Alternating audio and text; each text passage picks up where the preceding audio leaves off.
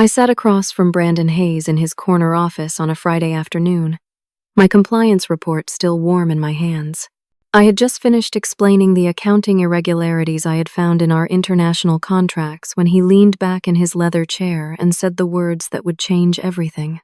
"You are being restructured out. Effective immediately. Security is waiting outside." His nephew Trevor stood behind him wearing the most satisfied smirk I had ever seen. I realized in that moment they were not firing me because of budget cuts. They were firing me for doing my job correctly. The walk out of North Point Solutions felt like a funeral procession. 2 security guards flanked me as I carried my belongings in a cardboard box past 70 employees who suddenly found their computer screens fascinating. My best friend, Jamie Peterson, stood frozen near her cubicle, her mouth forming the words, "I am sorry," but no sound coming out. Inside my box was a framed photo of my late father, my compliance certifications that had taken years to earn, and a coffee mug that said, "Compliance keeps you honest." The irony was not lost on me. I sat in my car in the parking lot for 45 minutes, unable to turn the key in the ignition. My hands shook so badly I could barely hold my phone when I checked my email. The termination notice was already there. Time-stamped 15 minutes before our meeting had even ended. They had planned this. The subject line read, "Departmental restructuring and performance concerns." Performance concerns. I had never received anything lower than excellent on my reviews in 6 years. My apartment felt too quiet that evening. I lived alone in a modest 1-bedroom place in downtown Seattle. Nothing fancy, but it was mine. Or at least it would be until I could no longer pay the $1,900 monthly rent. I had worked at North Point for 6 years, steadily climbing from junior compliance analyst to senior compliance officer. My salary had been $92,000 annually, not wealthy by Seattle standards, but comfortable. I had $18,000 in savings and $23,000 in student loans that still needed paying. Suddenly, those numbers felt terrifyingly inadequate. The irony was that I loved my job. Compliance is not glamorous work. Most people think it is about creating obstacles and slowing down business. But I saw it differently. Good compliance protects companies from catastrophic mistakes. It protects employees. It protects investors and customers. It is about building systems that let businesses succeed without breaking laws or hurting people. My father had been a high school principal, and he had taught me that rules exist for reasons, that integrity matters more than convenience. For the past 3 months, I had been deep into reviewing contracts for what everyone at North Point called the big one. Steinberg Vogel, a massive German engineering conglomerate with operations in 37 countries, wanted to acquire us. The deal was worth $545 million. If it closed, Brandon Hayes and the other executives would become extremely wealthy. Mid-level employees like me would probably get small bonuses, but the company would survive and grow, and that mattered. Except I had found problems. Serious problems. The international vendor contracts did not add up. There were payments going to shell companies in the Cayman Islands, with vague descriptions like consulting services and strategic advisory fees. When I cross-referenced the invoices against actual deliverables, I found nothing. No reports, no documentation, no evidence that any services had been provided. Some agreements had been backdated, signatures added after the fact. We were missing regulatory compliance documentation for contracts in 6 European countries. Any one of these issues could derail the acquisition. Together, they were a compliance nightmare that could result in criminal charges. I had spent weeks documenting everything meticulously. My report was 37 pages long with another 60 pages of supporting documentation. I had sent it to CEO Brandon Hayes on Thursday morning with a detailed email explaining the severity of the issues and recommending we halt the acquisition process until everything could be properly investigated and remediated. On Friday afternoon, I was fired. Saturday morning, I woke to my phone buzzing with text messages. Jamie had sent 3. They are saying you left because you were overwhelmed. Trevor is already sitting in your office. I am so sorry. Trevor Hayes, the nephew. 28 years old with an MBA from a school I had never heard of. He had been with the company only 18 months, hired as Director of Special Projects, which everyone knew was code for I am related to the CEO. His salary was $83,000 for a job that seemed to consist mainly of attending meetings and offering opinions no one had asked for. He had no compliance background. His degree was in marketing. And now he was sitting in my office, doing my job. I logged into my personal email account and felt my stomach drop. I had been careful. Before leaving on Friday, I had forwarded documentation to my personal account. Not everything, just enough to prove what I had found. Insurance. In case they tried to bury the evidence, there was a LinkedIn message waiting for me from Todd Brennan, the VP of Operations. Heard you are looking for new opportunities. Just want to give you a heads up. Some folks here are saying there were problems with your work. Thought you should know what is being said. My hands went cold. They were already spreading rumors, poisoning the well, making sure I could not just walk into another job. I clicked over to LinkedIn and searched for Trevor Hayes. He had updated his profile. New title: Head of Compliance and Risk Management, North Point Solutions. They had not eliminated my department to save money. They had eliminated me and replaced me with someone who would stay quiet. The next week, I threw myself into job searching with the desperation of someone watching their savings account drain in real time. I updated my resume, emphasizing my 6 years of compliance experience, my certification as a certified compliance and ethics professional, my specialized knowledge in international regulatory frameworks. I had built compliance programs from scratch. I had successfully navigated audits from 3 different regulatory agencies. I was good at my job. I applied to 15 positions in the first week. Compliance manager at a biotech company, senior compliance analyst at a financial services firm, risk management director at a healthcare organization. I tailored each cover letter, highlighted relevant experience, made sure to emphasize my CCEP certification. 2 weeks after being fired, I started getting responses. 3 immediate rejections, which seemed unusually fast. 2 companies that had seemed interested after phone screenings suddenly went silent. 1 HR manager I knew personally from a professional association stopped returning my calls. Something was systematically wrong. 3 weeks after my termination, I met Daniel Foster for coffee near Pike Place Market. He was a compliance director at another tech firm, someone I had known for years through industry conferences. We had always had a good professional relationship. He had mentioned a few months earlier that his company was expanding their compliance team, and he would love to have someone with my background. We sat at a corner table with overpriced lattes. Neither of us was really drinking. Daniel looked uncomfortable. Erin, I am so sorry. I made calls about you. I wanted to bring you in for an interview. But Brandon Hayes is telling people you were terminated for falsifying compliance reports. He says you created fake violations to justify your department's budget. The coffee turned to acid in my stomach. It is the exact opposite of the truth. I know, Daniel said quickly. I believe you. Your reputation in the industry is solid. But my company cannot risk the controversy. If we hire you and it comes out that there are questions about your work, even false ones, it creates problems. I am sorry. I really am. I walked back to my car in a daze. Brandon Hayes was not just firing me. He was systematically destroying my ability to work anywhere in my field. I had been blacklisted. But 1 month after losing my job, my first unemployment check arrived. It was significantly less than my salary had been. I sat at my kitchen table with a calculator and a growing sense of panic. Doing math I did not want to do. Rent, $1,900. Student loan payment, $712. Car payment, $386. Health insurance through Cobra, $623. Groceries, utilities, gas. The numbers did not work.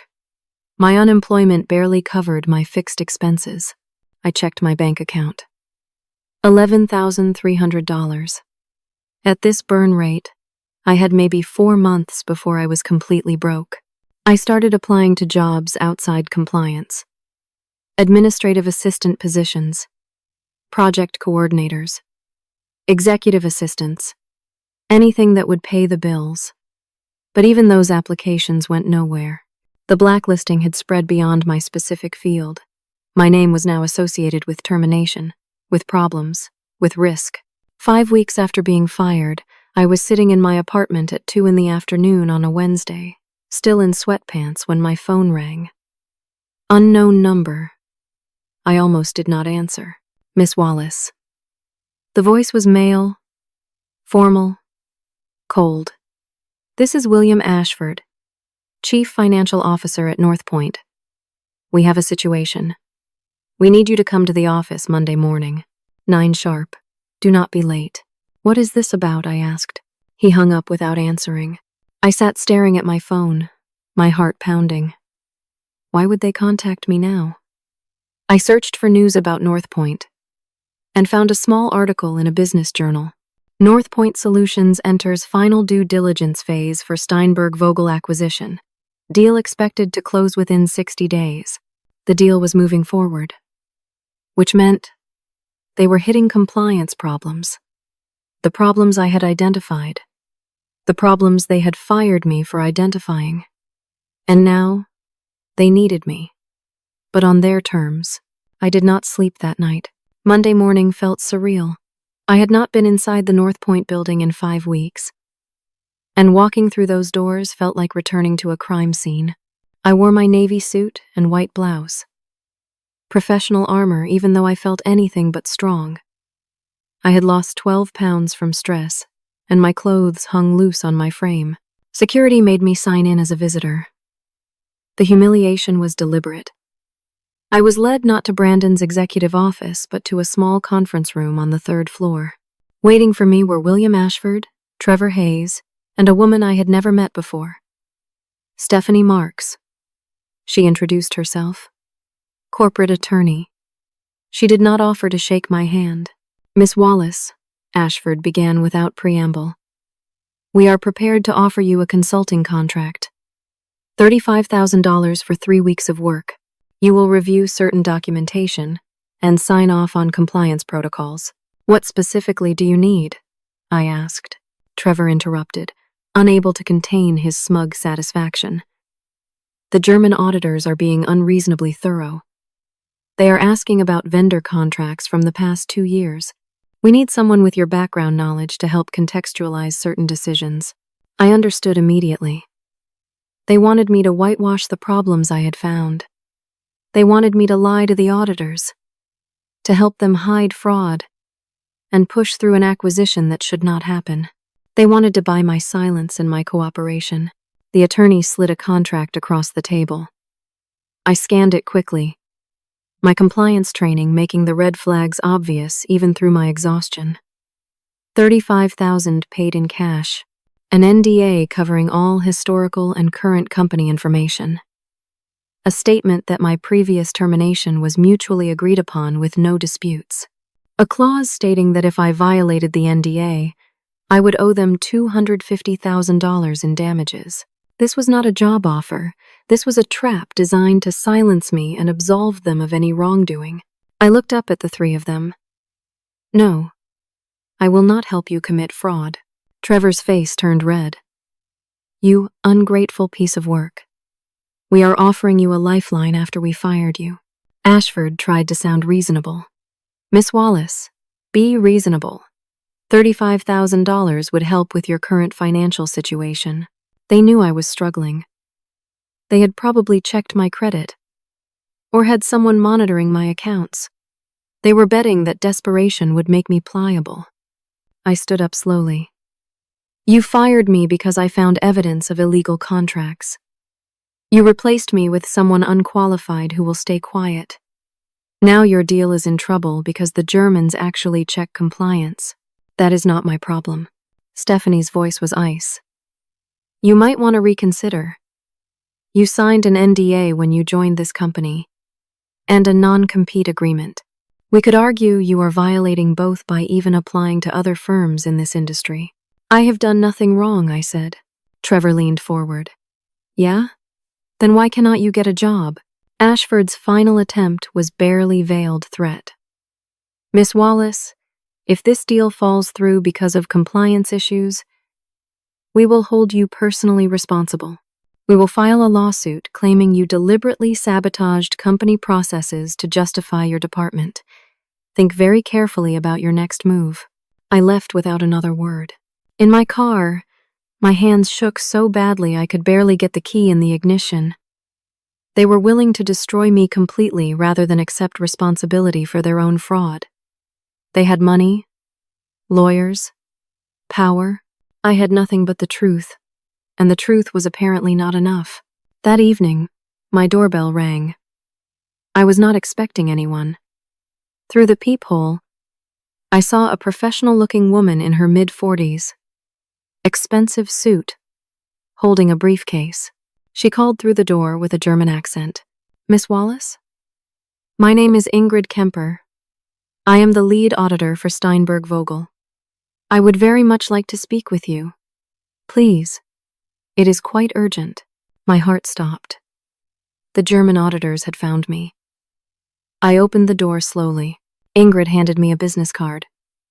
Senior Director of Compliance Audit, Steinberg Vogel Engineering Group.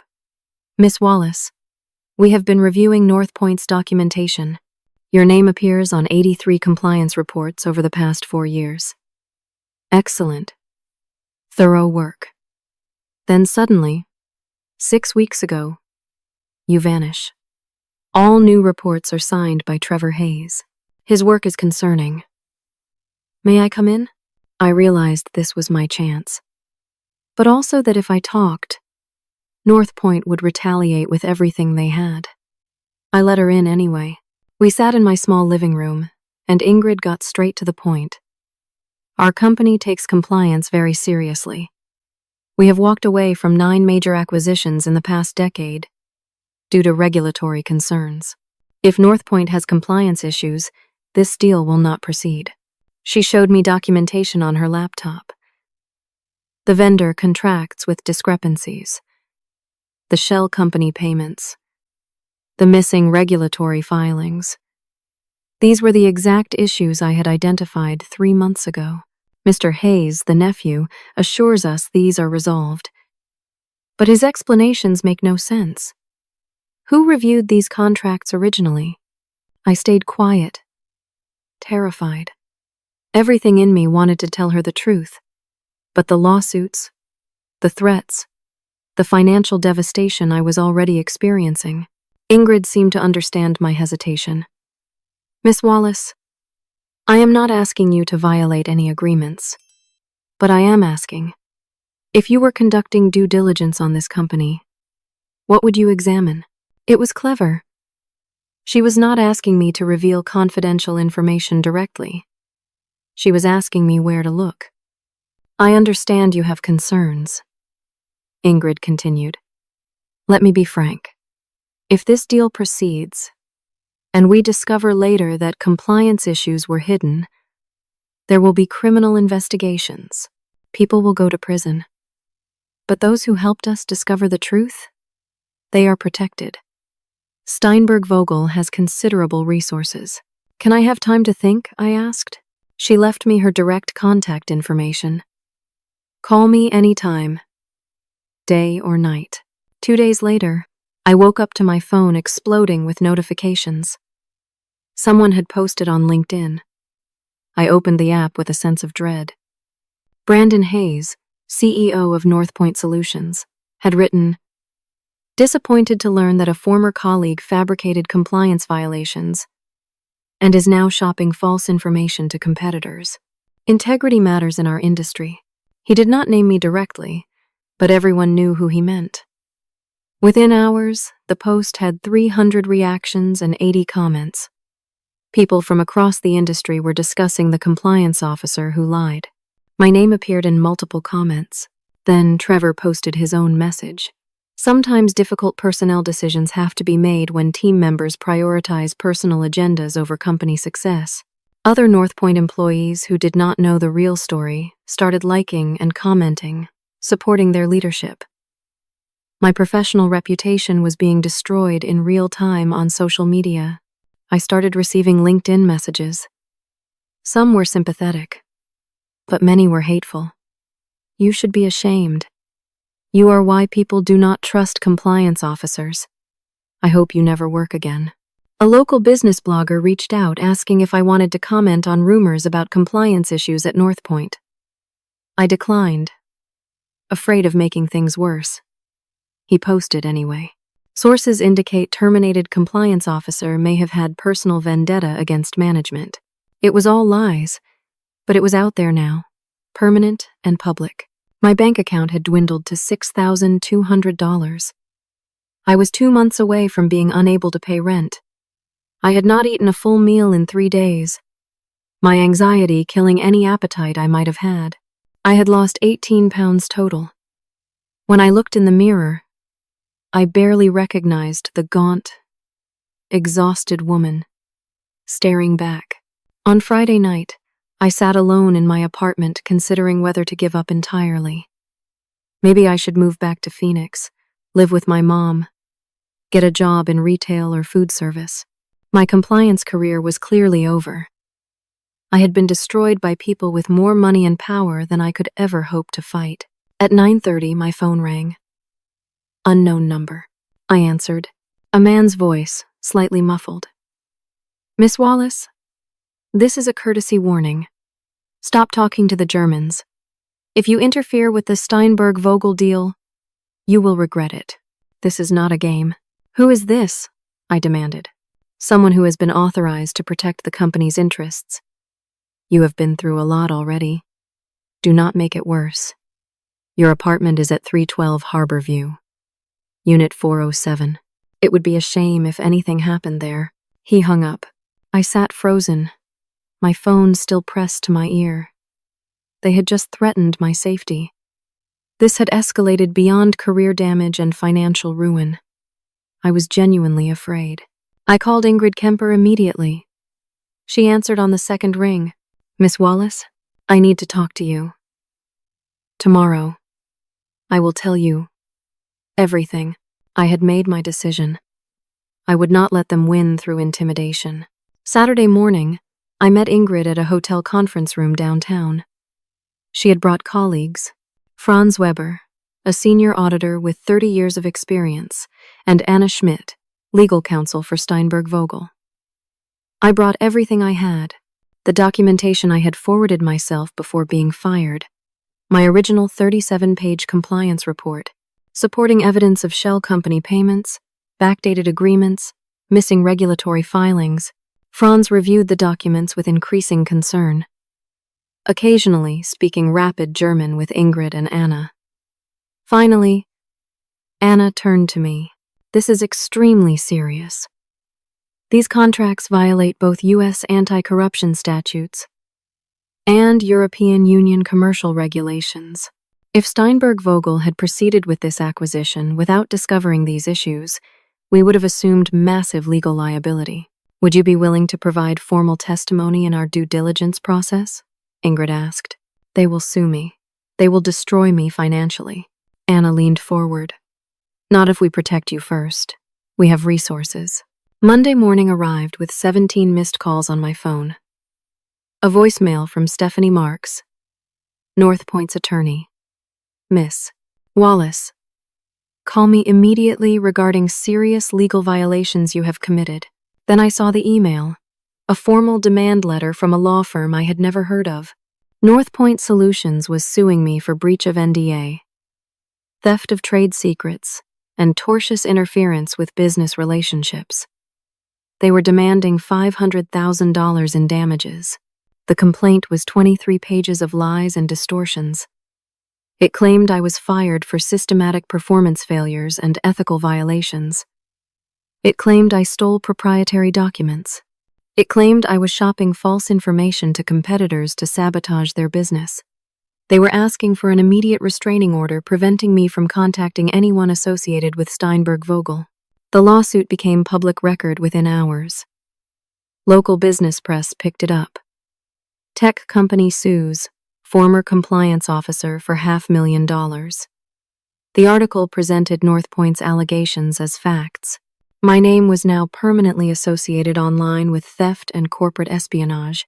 My mother called from Phoenix, her voice panicked. "Honey, what is happening? Are you in legal trouble?" I tried to explain, but how do you summarize this nightmare in a phone call? I called 3 attorneys. Their retainer fees ranged from $15,000 to $25,000. I had $4,800 left in my savings. I could not afford legal defense. I seriously considered representing myself, which would have been a disaster. Then Anna Schmidt from Steinberg Vogel called. "We have seen the lawsuit. It is clearly retaliatory and baseless. Steinberg Vogel will provide you with legal counsel." "Why would you do that?" I asked. "Because you are a witness to potential criminal conduct. We protect our witnesses. Also, this lawsuit is an attempt to prevent us from conducting proper due diligence.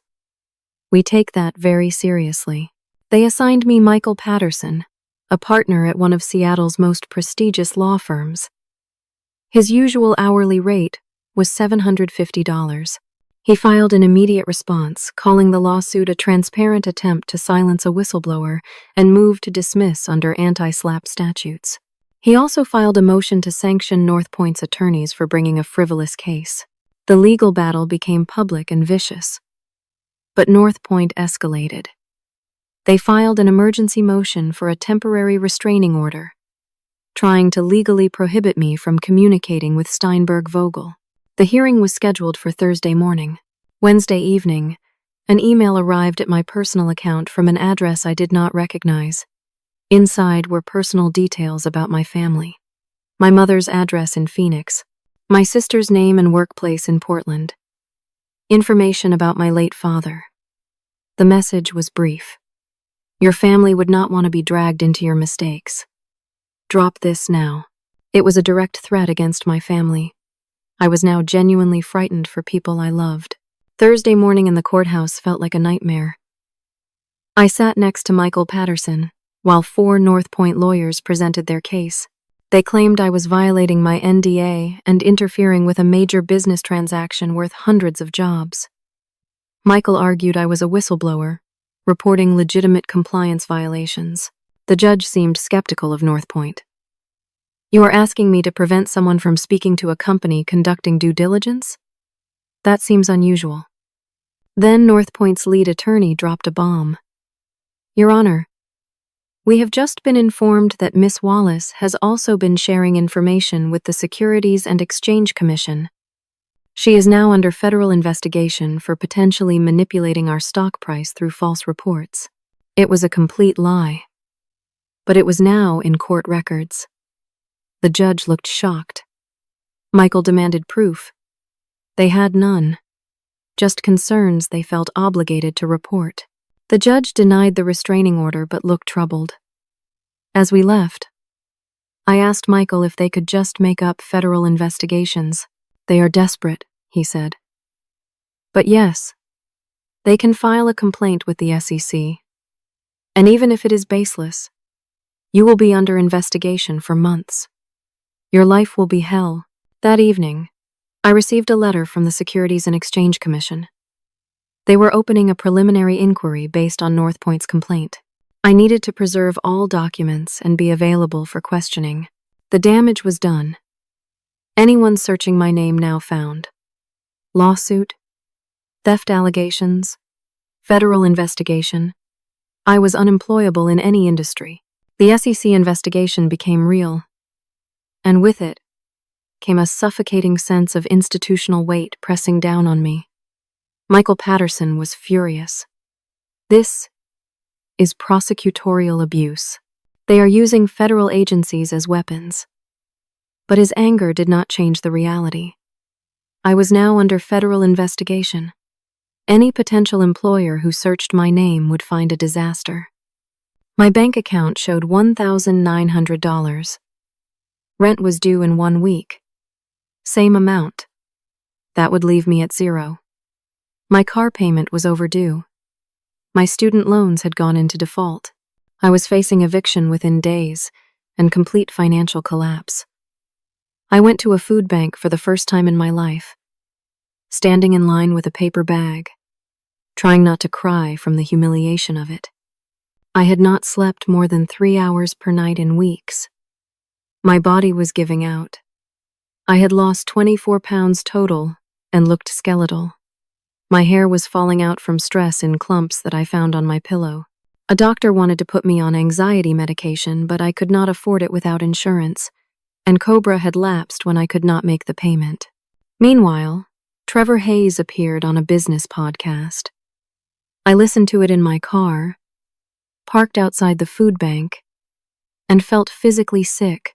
He discussed the challenges of building a compliance culture and mentioned dealing with a disgruntled former employee who tried to sabotage our growth. Then he said the words that would later echo in a very different context. We saved over $100,000 restructuring our compliance department and have not missed a beat. Sometimes tough personnel decisions pay off. The interview was shared widely in business circles. I was being referenced as a cautionary tale about entitled employees who could not handle accountability. 1 week before the final due diligence presentation, Ingrid called. The final presentation is next Wednesday. Senior executives from both companies. If you testify, it must be then. I do not know if I can, I told her honestly. They have destroyed everything. Even if I tell the truth, who will believe me? I believe you, Ingrid said quietly. My team believes you.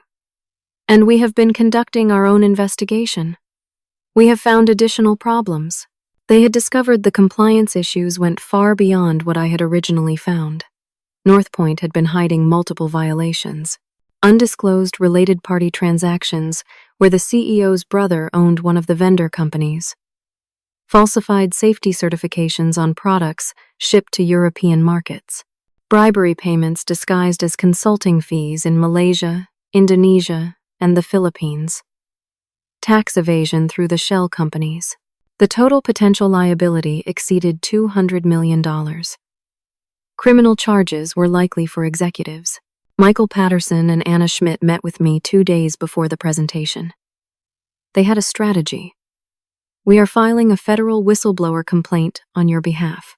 Under Dodd-Frank and Sarbanes-Oxley, whistleblowers are protected and can receive financial rewards. If the investigation led to penalties, I could receive 10 to 30% of recovered funds, potentially millions of dollars. But I had to testify Wednesday.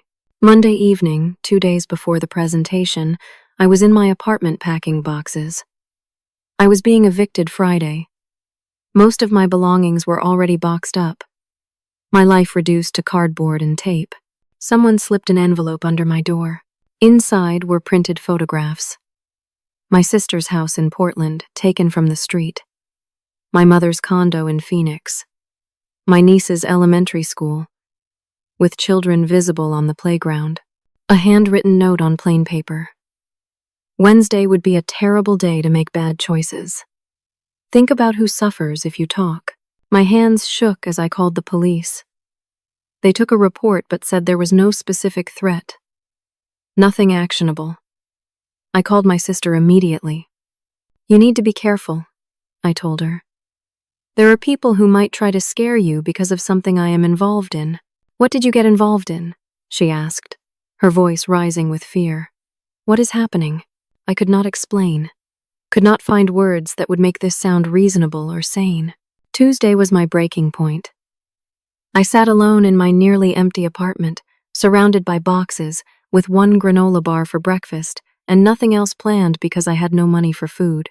$0 in my checking account. Facing eviction, bankruptcy, potentially prison if the SEC believed Northpoint's lies. My family was being threatened. My entire life had been systematically destroyed. I could just not show up Wednesday.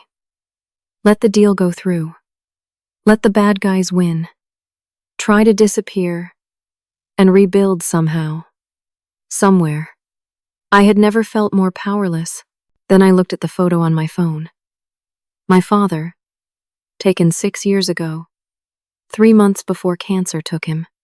We were at a Mariners game, both wearing team caps, his arm around my shoulders. He had been a high school principal for 32 years, and he had lived his values every single day. In the hospital near the end, morphine making him drift in and out, he had grabbed my hand with surprising strength. "Erin, promise me something," he had said. "Promise me you will never compromise your integrity. Not for money, not for convenience, not even for safety. Your character is all you really own. Everything else can be taken away, but what you are inside, that is yours. Promise me." I had promised, and I had meant it. I thought about all the people harmed by corporate fraud over the years. Enron employees who lost their retirement savings. Families destroyed by financial crimes. Regular people hurt by the greed and corruption of people who thought they were untouchable. I thought about what it meant to live in a world where the powerful could crush anyone who challenged them. My phone rang at 11 p.m. Tuesday night. Ingrid Kemper. "Miss Wallace, I wanted you to know something before tomorrow. We have discovered that Brandon Hayes and his nephew Trevor have been using investor funds to purchase luxury assets. A boat worth $370,000. 2 cars totaling $190,000. A vacation home in Cabo San Lucas worth $1.2 million. They have been stealing from their own company while preparing this acquisition, planning to hide everything in the deal complexity." "How did you find that?" I asked. "Someone sent us anonymous documentation. Bank records, wire transfers, property deeds. Very thorough. The envelope was postmarked from Seattle. The return address said J. Peterson. Jamie. My best friend from North Point had been secretly helping. Had risked her own job to gather evidence. I was not alone. Other people inside the company knew the truth and were fighting back. Had risked her own job. "Miss Wallace," Ingrid said, "you started something important when you wrote that original report. Others are finding courage from your example. Tomorrow, we finish this. Are you ready?" I looked at my father's photo one more time. Took a deep breath that hurt my chest. Yes, I am ready. I will be there. Wednesday morning, I arrived at North Point headquarters at 8:30. The final due diligence presentation was scheduled for 9 in the main conference room on the executive floor. I wore my navy suit, which I had borrowed money from my sister to have dry cleaned because I needed to look professional even if I felt like I was falling apart. I looked thin and exhausted, but I held my head up. Michael Patterson walked beside me, carrying a briefcase full of documentation. Ingrid Kemper and the entire Steinberg-Vogel team were already there when we arrived. The conference room was massive, with floor-to-ceiling windows overlooking Elliott Bay and a table that could seat 40 people. This was where the most important company decisions were made, where executives shaped the future over leather chairs and expensive coffee. The players assembled slowly. From North Point, Brandon Hayes looking confident in a charcoal suit. Trevor Hayes, practically bouncing with nervous energy. William Ashford, the CFO reviewing notes. Stephanie Marks, the attorney, with her permanent expression of disapproval. Plus 6 other senior executives. From Steinberg-Vogel, Ingrid, Franz Weber, Anna Schmidt, and several people I had not met yet, including a distinguished older man who commanded immediate respect just by entering the room, Hermann Steinberg himself. 72 years old, chairman of the board, a legendary German industrialist whose company had been in his family for 4 generations. 37 people total filled the room. This moment would determine whether a $545 million deal proceeded or collapsed. Trevor stood at the front, impossibly smug, pulling up his PowerPoint presentation. Good morning, everyone. Today I will walk you through Northpoint's comprehensive compliance status as we enter the final phase of our exciting partnership with Steinberg Vogel. His slides appeared on the massive screen. Charts showing 100% regulatory compliance. Graphs indicating improved efficiency metrics. A timeline of compliance milestones, all marked complete. As you can see, Trevor continued, Northpoint maintains the highest standards of corporate governance and compliance. Our recent departmental restructuring has actually improved efficiency while reducing costs by over $100,000 annually. We have streamlined processes, eliminated redundancy, and positioned ourselves for sustainable growth. Some Northpoint executives nodded approvingly. Brandon Hayes watched his nephew with obvious pride. William Ashford stared at his notes. Stephanie Marks typed on her laptop. Herman Steinberg sat perfectly still, his face revealing nothing. Trevor clicked to his final slide. This represents our commitment to excellence in every aspect of operations. We are confident that Steinberg Vogel will find Northpoint to be an ideal acquisition candidate. He smiled broadly. Any questions? Herman Steinberg opened a folder in front of him with slow, deliberate movements. The room went quiet. He removed a document, held it up so Trevor could see it from the front of the room. Yes, I have a question.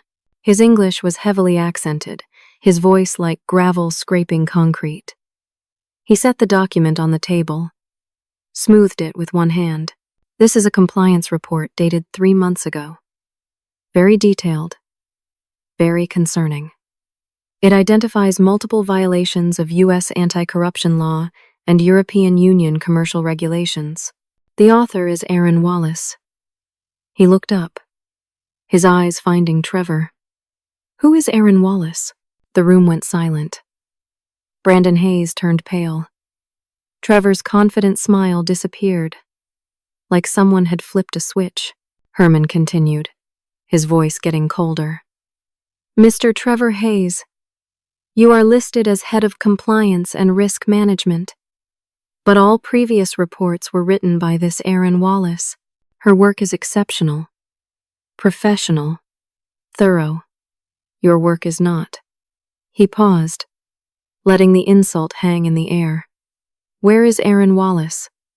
I stood up from my seat in the back corner. Every head turned. I am Erin Wallace. Brandon Hayes looked like he had seen a ghost. Trevor stammered, his face going red. What is she doing here? She is a disgruntled former employee. She was fired for cause. She has no business being in this meeting. Herman's voice cut through. Miss Wallace, please come forward. I walked to the front of the room, my legs shaking but my spine straight. I had been destroyed, threatened, bankrupted, and terrorized. But I was still here, and I was going to tell the truth. Herman gestured to the empty chair beside him. Please sit. Saturday. The entire Steinberg Vogel team was watching me with expressions ranging from sympathy to fierce determination. The Northpoint executives looked panicked. Miss Wallace, Herman said, did you write this compliance report? Yes, sir. 3 months ago, I identified multiple serious violations in Northpoint's international vendor contracts. And what happened after you submitted this report? I was fired the next day. Brandon Hayes found his voice. That is not accurate. Miss Wallace was terminated due to performance issues and departmental restructuring. This has nothing to do with any supposed report. Ingrid spoke up. Mr. Hayes, we have documentation that Miss Wallace was employed for 6 years with consistently excellent performance reviews. She was terminated exactly 1 day after submitting this compliance report. The timing is quite clear. She projected documents onto the screen. My performance reviews, all marked excellent or outstanding. My employment record showing 6 years of service. The timestamp on my compliance report email. the timestamp on my termination notice. The correlation was undeniable. Franz Weber stood and took over the presentation. These contracts Miss Wallace identified contained serious problems. He clicked through slides showing the vendor agreements, highlighted sections showing shell company payments, backdated signatures, missing documentation. These contracts violate U.S. Foreign Corrupt Practices Act provisions prohibiting bribery of foreign officials. They also violate EU anti-bribery conventions. If Steinberg-Vogel had proceeded with this acquisition, we would have inherited massive criminal liability. Herman turned to Trevor. Mr. Hayes, you assured us these issues were resolved. You provided documentation certifying compliance. Were you lying? Trevor looked desperately at his uncle.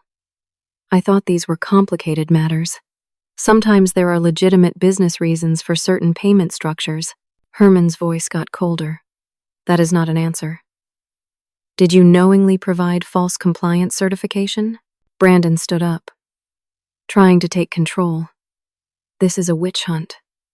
Miss Wallace is a disgruntled employee who has been spreading false information to sabotage our company.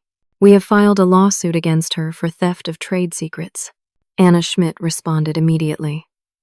And that lawsuit is a transparent, slap action designed to silence a whistleblower. We have reviewed the case. It is baseless and will be dismissed. Ingrid clicked to the next slide. But there is more. Our investigation discovered additional violations beyond what Miss Wallace originally identified. The screen filled with new documentation. Related party transactions showing Brandon Hayes' brother owned one of the supposed independent vendor companies.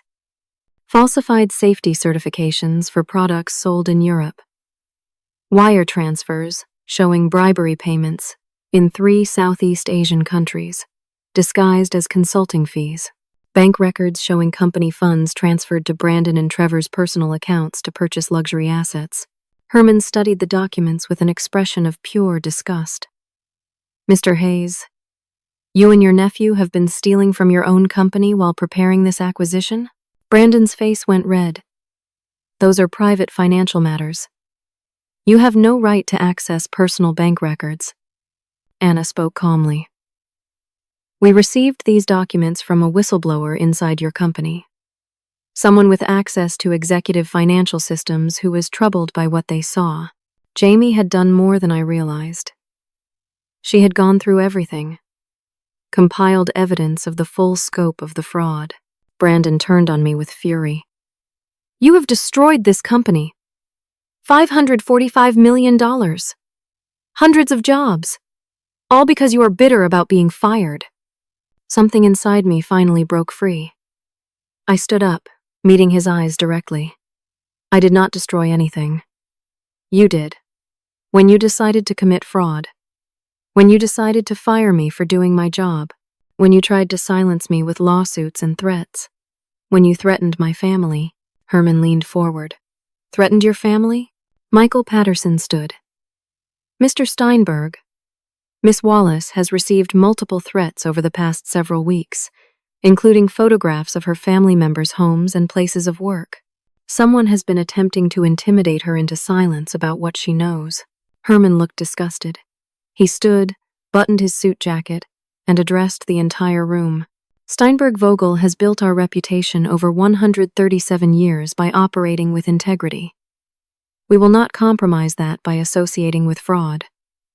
This acquisition is terminated immediately. He closed his folder with finality. The other Steinberg-Vogel executives stood as well, preparing to leave. Brandon Hayes was speechless. Trevor looked like he might be sick. William Ashford put his head in his hands. Anna turned to Brandon before leaving. Mr. Hayes, you should know that we have shared all our findings with the U.S. Attorney's Office and the Securities and Exchange Commission. They are opening criminal investigations. You will likely be indicted, Herman added. And we will be pursuing civil claims for the costs of this fraudulent due diligence process. We spent over $2 million investigating your company based on false representations. Brandon found his voice. You cannot do this. We will fight this. Herman looked at him with something close to pity. Please do. We have excellent attorneys. As the Steinberg-Vogel team filed out, Herman stopped beside me. Miss Wallace, you have remarkable integrity. If you are ever interested in working for a company that values compliance rather than punishes it, please contact me. He handed me his business card, personal contact information engraved in elegant script. Ingrid hugged me. You did it. You stood up to them. I felt tears threatening but held them back. Not here. Not in front of Brandon Hayes. By noon, the deal collapse was public news. The business press ran headlines. Steinberg-Vogel walks away from $545 million North Point acquisition citing fraud concerns. North Point stock dropped 43% in a single day. The board called an emergency meeting. By 3 p.m., both Brandon Hayes and Trevor Hayes had been placed on administrative leave, pending an independent investigation. 3 days later, federal agents raided North Point headquarters. FBI and SEC investigators seized boxes of documents, hard drives, files. The criminal investigation was officially announced. Local news trucks camped outside the building. I watched from my apartment, feeling surreal and disconnected. 2 weeks after the boardroom confrontation, Brandon Hayes and Trevor Hayes were arrested. The charges read like a crime novel. Wire fraud, securities fraud, money laundering, obstruction of justice.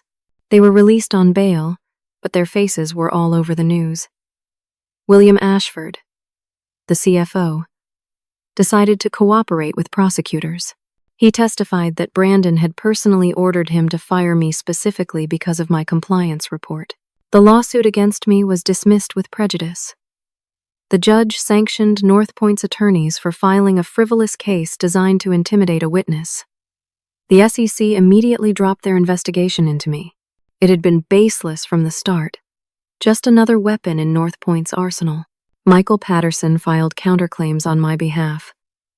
Wrongful termination, retaliation, defamation, intentional infliction of emotional distress. The claims were substantial. 3 months after the boardroom meeting, North Point's insurance company approached us about settlement. They wanted this over before it went to trial, and more dirty laundry got aired publicly. They offered $375,000 plus a public statement clearing my name completely. Michael advised me to accept. The money would not undo what they had done to me, but it would stabilize my life. I accepted. The public statement was released 2 weeks later. North Point Solutions acknowledges that Erin Wallace was wrongfully terminated in retaliation for reporting legitimate compliance concerns. Ms. Wallace acted with complete integrity and professionalism throughout her employment. Any statements suggesting otherwise were inaccurate. We regret the harm caused to Miss Wallace's reputation and career. It was printed in the business journals, posted on LinkedIn, shared across the industry. My name began to be associated with whistleblower and integrity, instead of disgraced and fraud. 6 months after everything started, the Securities and Exchange Commission and Department of Justice imposed fines on North Point, totaling $187 million for securities fraud, accounting violations, and obstruction. Under federal whistleblower protection laws, I was entitled to a percentage. The calculation took weeks, involving lawyers and accountants reviewing thousands of pages of documentation. The check arrived by registered mail. $33.6 million. I stared at the number, unable to process it. From facing eviction to being wealthy. From having $0 in my account to having more money than I knew what to do with. 1 year after being fired from North Point, the criminal trials concluded. Brandon Hayes was convicted of fraud and sentenced to 12 years in federal prison. Trevor Hayes received 7 years. William Ashford, who cooperated extensively with investigators, received a reduced sentence of 3 years. North Point Solutions was sold for parts, its brand too damaged to survive. The company that had employed me for 6 years no longer existed. Jamie Peterson, my friend who had secretly sent documentation to the German auditors, also received a whistleblower award. $800,000. She called me crying. She had moved to a better job at a company that actually valued ethical employees. Herman Steinberg followed up on his offer. Steinberg Vogel wanted me as their director of global compliance. The salary was $245,000 annually, with full benefits, relocation assistance if I wanted to spend time at their headquarters in Munich, and a mandate to build compliance programs that actually protected the company. I accepted. I used my whistleblower money to pay off every debt. Student loans gone. Medical bills from my stress-related health problems cleared. I bought a house, not a mansion. Just a comfortable 3-bedroom in a good neighborhood with a yard. I helped my mother retire from her receptionist job in Phoenix. I set up college funds for my niece and nephew. I established a scholarship fund for compliance professionals who had faced retaliation for doing their jobs. I was invited to speak at a major compliance conference 18 months after the boardroom confrontation. The topic was the cost of doing the right thing. I stood on stage in front of hundreds of compliance professionals from around the world and told my story. I talked about the fear, the financial devastation, the threats. But I also talked about why it mattered. They thought they could silence me by destroying my career, my finances, my reputation, I said. They thought fear would work, but they underestimated something. The truth is more powerful than any threat. And when you stand up for what is right, you are never really alone. Other people are watching. Other people find courage from your example. The system eventually works, if you are willing to fight long enough. The audience gave me a standing ovation that lasted 3 minutes. Afterward, dozens of people came up to share their own stories of facing retaliation, of being pressured to stay quiet, of struggling with whether to speak up. I listened to every single one. I learned something through all of this. Integrity costs something. Sometimes it costs everything, but compromise costs more. It costs your self-respect, your ability to look in the mirror, your father's memory. I learned that powerful people will try to crush you if you threaten their wealth or status. They will use every weapon available: lawsuits, smear campaigns, financial pressure, threats. They only seem invincible because they rely on you being too afraid to fight back, but they are actually terrified because they know their power is built on lies. And lies eventually collapse. The truth takes longer, and it is harder, and you might lose everything before you win. But when you finally do win, you get something back that no one can take away. You get to know that you were brave when it mattered, that you stood up when others stayed silent, that you did not let them break you, and that is worth more than any amount of money, any job, any reputation. That is worth everything. I walked off stage to continued applause. My mother was in the front row crying with pride. Jamie sat beside her. Other compliance professionals who had faced similar retaliation came forward after the speech to introduce themselves, to share their own battles. I realized I was part of something bigger now. A community of people who chose integrity over convenience, truth over silence, principle over profit. The fight continues every day in companies around the world. People face pressure to stay quiet, to go along with fraud, to prioritize profit over compliance. But every person who stands up makes it easier for the next person. Every whistleblower who refuses to be silenced changes what is possible. I think about that boardroom sometimes. The moment when Herman Steinberg asked, "Who is Erin Wallace?" The moment when I stood up. The moment when everything changed. I was terrified. I was broke. I was broken down by months of systematic destruction. But I stood up anyway, and that made all the difference. Now I want to hear from you. Have you ever faced a situation where doing the right thing put everything at risk? Have you witnessed wrongdoing and struggled with whether to speak up? What would you do if you were in my position? Share your thoughts in the comments below. Your story might give someone else the courage they need. If this story resonated with you, please hit the like button. It helps others find these stories and understand that they are not alone in facing these challenges. Subscribe to the channel for more real stories about integrity, courage, and standing up against injustice. And please share this video with anyone who might need to hear it. Anyone who is facing their own battle and needs to know that fighting back is possible. Thank you for listening to my story. Thank you for being part of a community that believes integrity matters. I hope you never have to face what I faced, but if you do, I hope you will remember that you are stronger than you think, that the truth is more powerful than lies, and that standing up is always worth it. Stay strong, stay honest, and never let them make you compromise who you are.